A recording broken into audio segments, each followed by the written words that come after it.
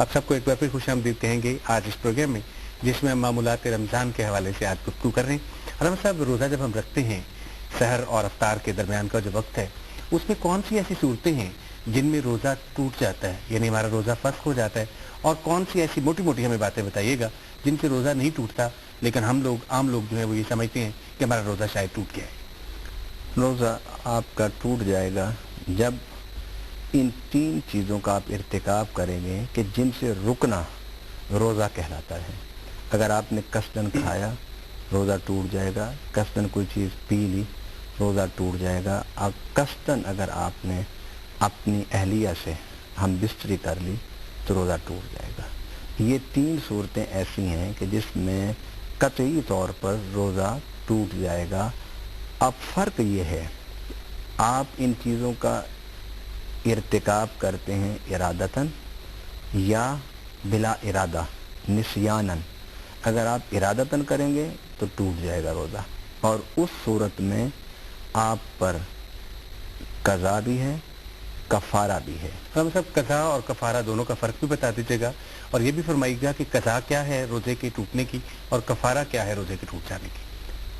कज़ा ये है कि आपने माह रमज़ान के बाद इस रोज़े को दोबारा रखना है, एक रोज़ा रखना है, एक रोज़ा, ठीक है। और कफ़ारा ये है कि आपने क्योंकि इरादतन रोज़ा तोड़ा है, इसलिए सबसे पहली बात तो ये है कि आप 60 मिस्कीनों को खाना खिलाएं या ग़ुलाम आज़ाद करें। अगर ये दोनों, ये माली इस्तिताअत रखने वालों के लिए, अगर ये दोनों मुमकिन नहीं तो फिर आप 60 रोज़े रखें।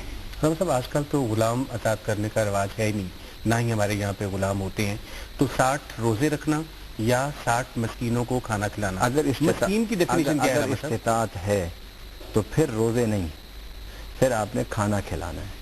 और अगर इस्तिताअत नहीं है तो फिर आप 60 मिस्कीनों को रोज़ा खाना खिलाएंगे।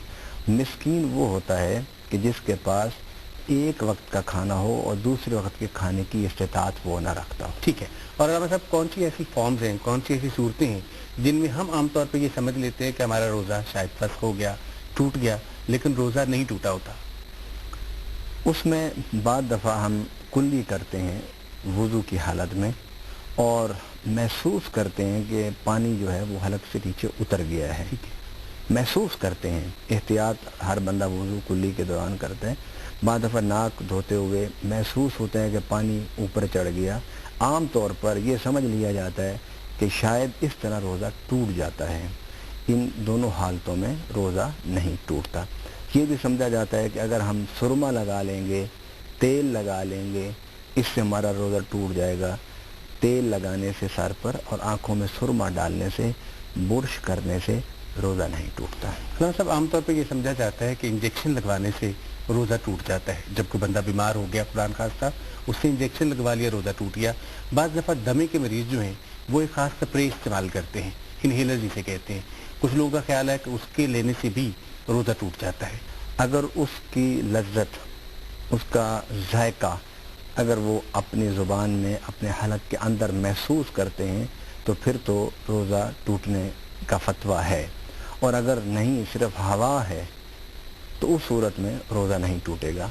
इंजेक्शन के बारे में अक्सर उलमा की यही राय है कि इंजेक्शन लगाने से रोज़ा टूट जाएगा, लेकिन कुछ उलमा और बहुत थोड़े उलमा जिनकी ये राय थी और अब है अभी तक कि इंजेक्शन लगाने से रोज़ा नहीं टूटता। मगर एहतियात इसी में है कि जब इख्तिलाफ उलमा में पैदा हो जाए तो फिर एहतियात इसी में है कि इंजेक्शन ना लगवाया जाए। और अगर कोई मरीज़, ऐसा मरीज़ है कि जो बहुत सीरियस हालत में चला गया रोज़े की हालत में, उसके लिए अल्लाह और उसके रसूल ने हमें आसानी का रास्ता दिया है कि वो रोज़ा अफ्तार कर ले, अपना इलाज कराए, और ये रोज़ा बाद में कज़ा कर ले। इसका मतलब है कि इस तरह के मरीज़ को एक ही रोज़ा रखना है, उसका कफ़ारा नहीं देना। हाँ, कफ़ारा नहीं, कज़ा होगी उस पर। अलबत्ता साहब, बाज़ दफ़ा हम देखते हैं कि बाज़ लोग जो हैं इस महीने को लज्जतों और चटखारों का महीना बना लेते हैं।